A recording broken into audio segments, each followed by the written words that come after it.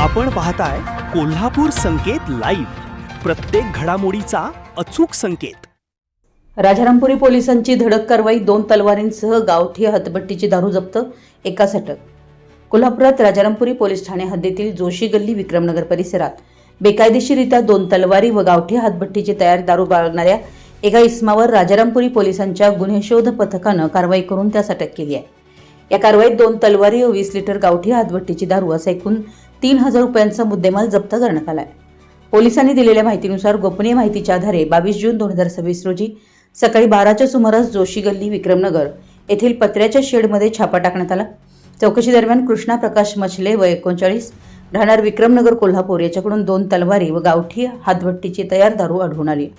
या प्रकरणी राजारामपुरी पोलीस ठाण्यात गुन्हा दाखल करण्यात आला।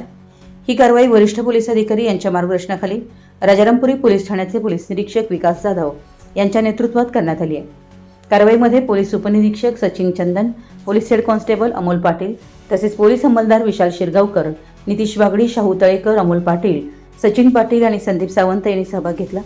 राजारामपुरी पोलिसांच्या या कारवाईमुळे परिसरातील बेकायदेशीर कृत्यांवर आळा घालण्यास मदत होणार असल्याची माहिती पोलिसांनी दिली। संपूर्ण महाराष्ट्रातील वेगवान घडामोडी व बातम्यांसाठी कोल्हापूर संकेत लाईव्ह न्यूजला सबस्क्राईब करा आणि बेल आयकॉन प्रेस करा।